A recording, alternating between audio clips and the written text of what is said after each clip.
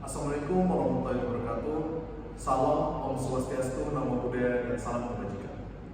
Semuanya, perkenalkan nama saya Rodol Ridwan Visi dengan nomor induk mahasiswa 10 40 42 400 222. Pada kesempatan kali ini, saya akan membawakan sebuah topik yang begitu hangat diperbincangkan akhir-akhir ini, yaitu mengenai revisi Undang-Undang KUHP dan dampak bagi masyarakat Indonesia. Nah, teman-teman, revisi Undang-Undang KUHP ini menjadi sangat hangat di belakang hari ini. Bukan hanya di ruang lingkup akademik, di ruang publik juga sama, di media nasional hingga media internasional. Pengesahan RUU KUHP ini menjadi salah satu peristiwa historis bagi Indonesia. Karena apa? Karena telah begitu lamanya, 100 tahun lamanya, kita tidak ada pembaruan KUHP ini. Tapi dengan kabinet yang sekarang terjadi, ada sebuah perubahan tentang KUHP ini.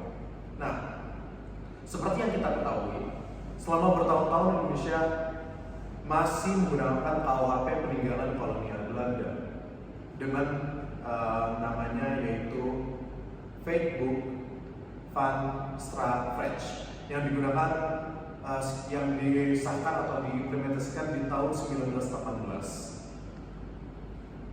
Sebagai bagian besar masyarakat Indonesia dan pakar hukum melihat hal ini sudah lama usai atau tidak lagi relevan bagi masyarakat Indonesia karena perkembangan teknologi serta budaya yang begitu jauh akan 100 tahun lamanya.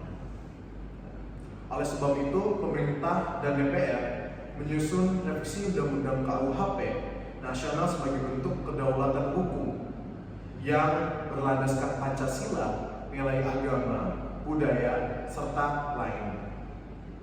Yang dimana di akhirnya dilakukan pengesahan di paripurna DPR. Namun pertanyaan selanjutnya, apakah KUHP ini benar-benar berdampak bagi masyarakat Indonesia atau tidak, secara positif atau negatif? Nah, teman-teman, dalam teman-teman yang saya banggakan, pertama saya akan membawakan KUHP dalam positif terlebih dahulu, yang di sisi positif terlebih dahulu. Yang pertama adalah modernisasi dan kemandirian. Dengan begitu lamanya KUHP, dengan adanya revisi KUHP ini, Indonesia telah menunjukkan bahwasannya dia tidak lagi mengikuti kolonial Belanda. Jadi salah satu bentuk Indonesia telah lepas akan sejarah yang tidak begitu hangat bagi Indonesia dan masyarakat. Kedua adalah restoratif justice, di mana salah satu kemajuan penting adalah penerapan prinsip di mana korban dan pelaku bisa melakukan perdamaian tanpa adanya kasus hukum atau pidana yang dilakukan. Lalu ada hukuman alternatif. KUHP baru-baru ini memberikan alternatif hukuman ringan bagi teman-teman atau bagi masyarakat Indonesia yang melakukan pidana ringan dengan melakukan rehabilitas, kerja sosial, dan denda. Tidak hanya dengan penjara yang akhir-akhir ini kurang efektif bagi Indonesia. Lalu keempat adalah penyesuaian dengan teknologi. Aturan pidana terkait kejahatan digital, penyebaran hoax, dan pelanggaran privasi kini mulai diatur secara jelas. Dengan demikian, KUHP baru dianggap oleh sebagian kalangan sebagai langkah maju menuju hukum yang lebih relevan dan adaptif. Namun tentunya perubahan besar tentu tidak lepas dari kritik dan kritik serta saran dari ruang publik, menilai bahwa terdapat sejumlah pasal yang berpotensi membatasi ruang demokrasi dan kebebasan sipil. Yang pertama adalah ancaman terhadap kebebasan berpendapat. Ada mengenai pasal-pasal penghinaan terhadap presiden, pemerintah, serta negara yang dimana bisa jadi mengekang hak masyarakat untuk mengkritisi pemerintah. Kedua adalah pengaturan moral privat.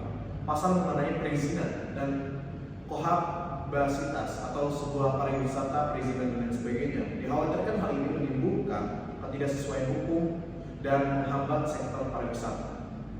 Ketiga adalah potensi kriminalisasi media dan aktivis.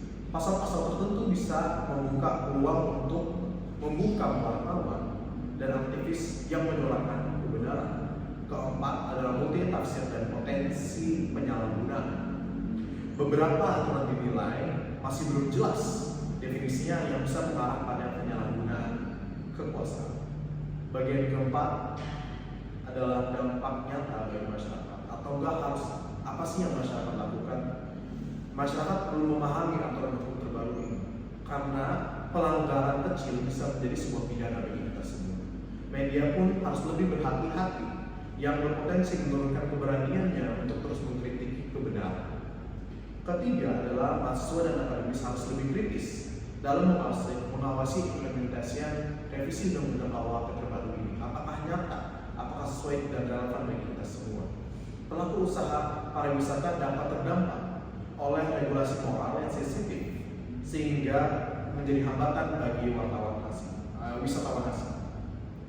Kelima adalah hubungan antara masyarakat serta pemerintah menjadi begitu sensitif dalam urusan kebebasan berekspresi.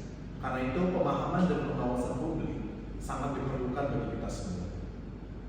Dan hadirin atau teman-teman yang saya banggakan, pengesahan RUU KUHP ini adalah sebuah tonggak sejarah bagi hukum Indonesia. Namun sejarah tidak berhenti sampai di sini saja.